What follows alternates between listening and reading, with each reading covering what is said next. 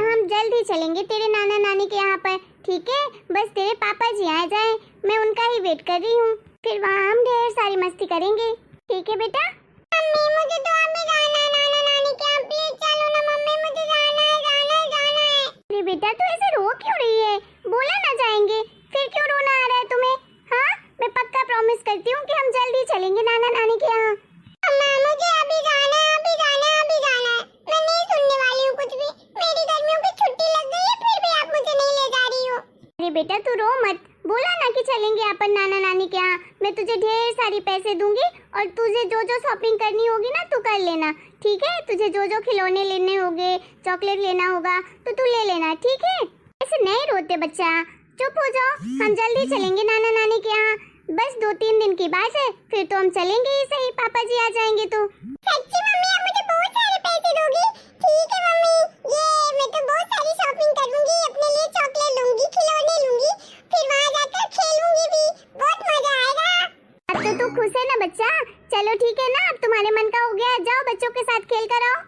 Mummy मैं जा रही हूँ, मैं खेलूंगी भी और सबको बताऊंगी भी कि मैं तो नाना नानी के यहाँ जा रही हूँ। मम्मा थैंक यू। हाँ बेटा जा, ठीक है बता देना। कैसे समझाऊं अपनी बच्ची को कि अब हमारा वहाँ मन नहीं लगता है? अरे जब तक मेरी माँ थी तो मुझे जाने का भी मन करता था, लेकिन मेरी जब से माँ नहीं है तो वहाँ कोई पूछने वाला भी नहीं है। क्या करने जाऊँ मैं वहाँ पर? मेरी बच्ची तो सुनने का नाम ही नहीं ले रही। बच्ची है, उसका दिल टूट जाएगा, उसका तो बड़ा मन है वहाँ जाने का। क्या बताऊँ, क्या करूँ, कुछ समझ नहीं आ रहा। मेरा तो बिल्कुल भी जाने का मन नहीं होता है अपने मायके में। क्या करूँ? हे भगवान, ये कैसा न्याय है? वहाँ जाने पर तो ऐसा लगता है जैसे अपना ये घर ही नहीं है, कोई अपना रहता ही नहीं है यहाँ पर, कोई प्यार से बात करने वाला नहीं है वहाँ। अरे पापा जी का फोन। हेलो पापा जी, कैसे हैं आप? नहीं नहीं पापा जी, ऐसी कोई बात नहीं है। हाँ पापा जी, आने की कोशिश करती हूँ। हाँ पापा जी आ जाऊँगी। वैसे भी अभी गर्मियों की छुट्टी है, बच्ची भी जिद कर रही थी आने के लिए, बोल रही थी कि नाना नानी के यहाँ जाना है। जी पापा जी। हाँ ठीक है पापा जी, आपका इतना मन हो रहा है तो मैं आ जाऊँगी, भले 2-4 दिन के लिए ही आऊँ, लेकिन आ जाऊँगी आपके पास। ठीक है पापा जी, अभी तो इसके पापा नहीं आए हैं गुड़िया के, आ जाएंगे तो उनके साथ 2-3 दिन बाद आ जाऊँगी कुछ दिनों के लिए। हाँ पापा जी आप परेशान मत होइए, मैं आ जाऊँगी उनके साथ। चलिए ठीक है पापा जी, अब रखती हूँ।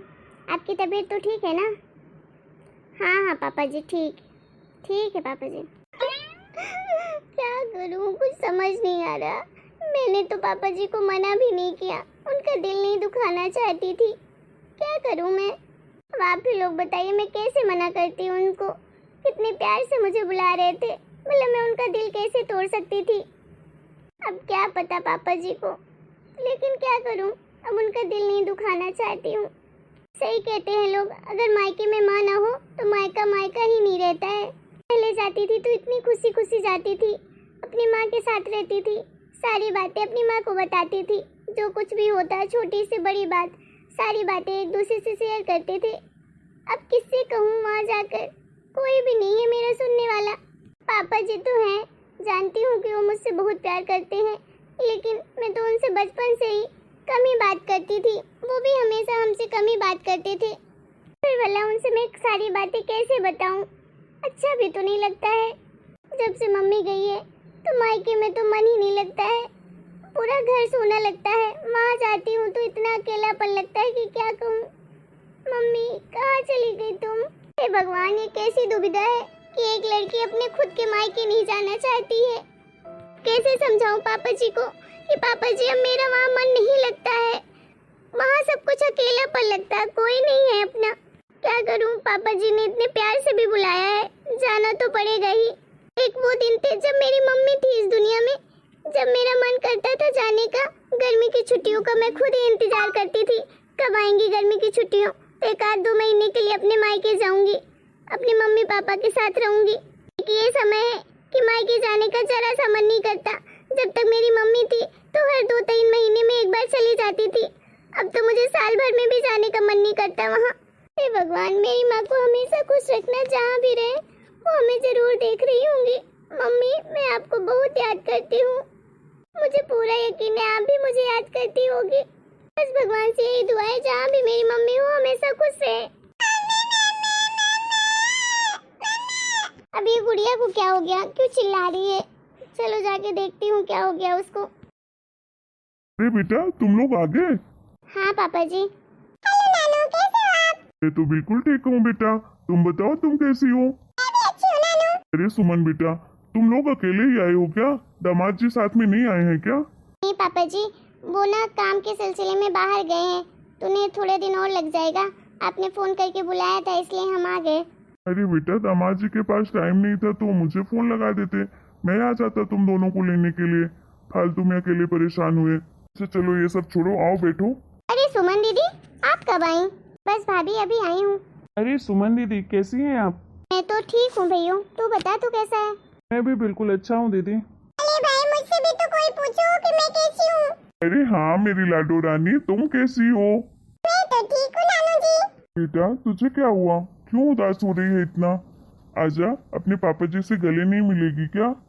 पापा जी, मुझे माँ की बहुत याद आ रही है। इस घर में जब भी आती हूँ मुझे माँ की बहुत याद आती है, और आप लोगों की भी बहुत याद आती है। मन भी करता है आप लोगों से मिलने का, लेकिन इस घर में आने की हिम्मत नहीं होती है। अरे बेटा रो क्यों रही है? अरे रो मत बेटा, अब भगवान को जो मंजूर था तो वही होगा ना। भगवान का लिखा तो नहीं टाल सकते हैं। अब क्या तू मेरे लिए नहीं आएगी क्या इस घर में? तेरे पापा भी तो रहते हैं इसी घर में। नहीं पापा जी, ऐसी बात नहीं है। मैं आपको भी बहुत प्यार करती हूँ, लेकिन क्या करूँ, जब भी आती हूँ तो माँ की याद बहुत आती है। नहीं बेटा रो मत, मैं तुम्हें समझ सकता हूँ। माँ की कमी कोई पूरी नहीं कर सकता है। अरे नानू, सिर्फ आप मम्मी से ही गले मिलोगे, मुझसे नहीं मिलोगे? अरे आजा मेरी गुड़िया, तुझसे क्यों नहीं मिलूंगा गले? तो मेरी प्रिंसेस है। ये मेरे नानू मुझे कितना प्यार करते हैं। दीदी आप ऐसा क्यों कह रही हैं? अरे हम सब तो हैं ना। मम्मी नहीं है तो क्या हुआ, आपके भैया हैं, आपकी भाभी हैं, आपके पापा हैं, फिर तो आप आ सकती हैं ना यहाँ। मम्मी की याद तो सबको आती है, लेकिन क्या कर सकते हैं दीदी। हाँ भैया, कह तो तू सही रहा है, लेकिन क्या करूँ, जब से मम्मी नहीं रही ना मुझे इस घर में आने का मन ही नहीं करता है।